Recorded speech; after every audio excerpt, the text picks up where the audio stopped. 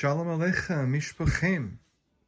I have my Shulchan Aruch Harav in front of me.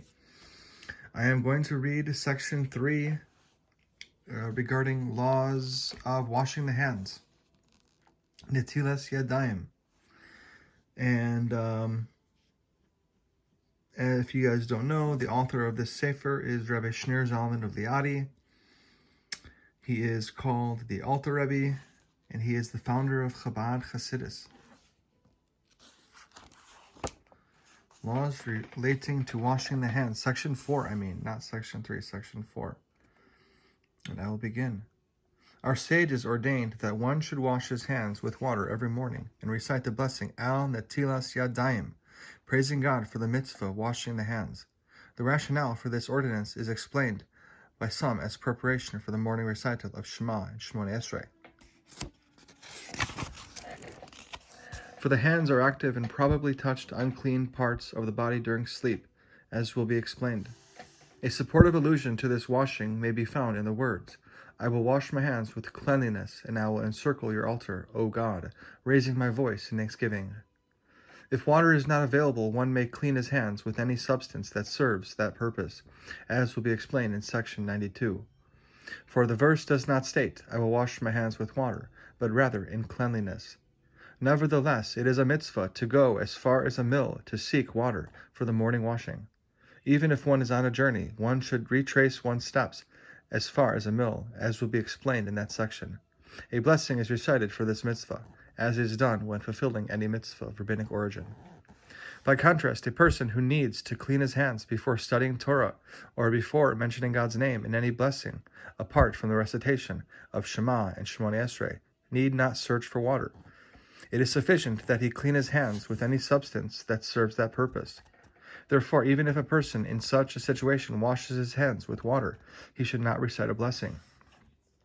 According to this opinion, however, for the afternoon and evening prayers, one is required to search for water for a distance of a mill, as for the morning prayers. According to this opinion, moreover, one is required to recite the blessing Al Netilas Yadayim before the afternoon and evening prayers, if his hands are not clean and he is required to wash.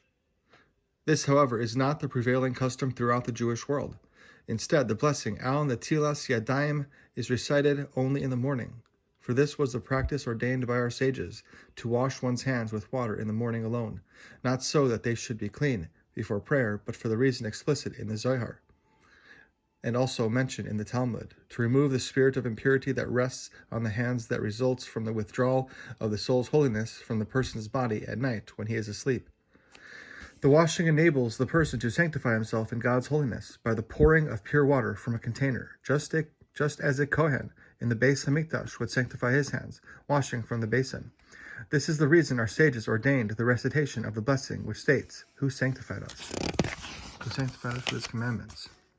In practice, nevertheless, out of deference to the first opinion, one should seek water up to the distance of a mill in order to wash before the afternoon and evening prayers as well. A blessing, however, should not be recited, for whenever there is a doubt with regard to the recitation of a blessing, leniency prevails and it is not required.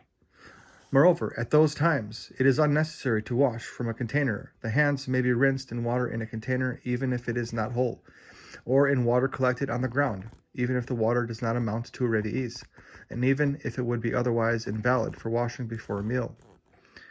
The rationale is that since washing before prayer is only for the sake of cleanliness, a container is not necessary, nor is it necessary that the water be poured by a person, nor must the water meet the usual requirements for acceptability, nor must the other prerequisites for washing for a meal be met.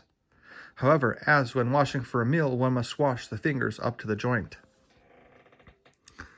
where the fingers reach the palm of the hand, as stated by the first opinion cited at the conclusion of section 161. And to fulfill the requirements stated by the second opinion there, one should take a little more water in one's hands and rub the palms together, in fulfillment of the verse, I will wash my hands in cleanliness.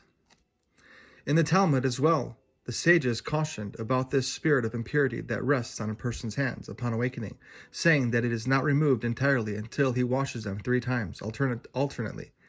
They also warned that before washing one should not touch his eyes, ears, nose, mouth, anal opening, any place where he has let blood, or his organ, from the corona and below, or for the purpose of relations. Nor should he touch water that was prepared in a tank to enable all the members of his household to wash, so that his hands will not make it impure. Similarly, when washing his own hands from a container, he should be very careful not to touch the water in the container and make it impure, for water will render hands pure only when it is poured over them. One should be especially careful not to touch any food or drink before washing, so that they will not be rendered impure. Women in particular should be alerted about this, because food is mostly prepared by them. However, one need not be concerned about non-Jews touching food without having performed Netilas Yadayim, for this spirit of impurity seeks to rest only in a sacred medium, in place of the holiness which has departed from it, the bodies of the Jewish people. When they sleep and their holy souls depart from their bodies, the spirit of impurity rests on their bodies. When the soul returns to the body, the spirit of impurity departs from the entire body and remains only on the hands. For this reason, it has become customary to be lenient with regard to the touch of younger children who have not reached an educable age with regard to the Torah and its mitzvos, because the major entry of the holy soul into a man is completed when he reaches 13 years and 1 day, and into a woman when she reaches 12. This is why, at that time, they are obligated by scriptural law to observe mitzvos, and are considered to be of punishable age. The entry of his holy soul begins at the age at which the child begins his training in the observance of the Torah and its mitzvos, as is obligated by the sages. An earlier phase of this entry begins with the mitzvah of circumcision. Therefore, a person who is careful with regard to the touch of an infant from the day of circumcision onward may rightfully be called holy. And that, my friends, is the final reading of the laws on washing the hands, Netilas Yadayim. All right, have a wonderful night. Laila Tov.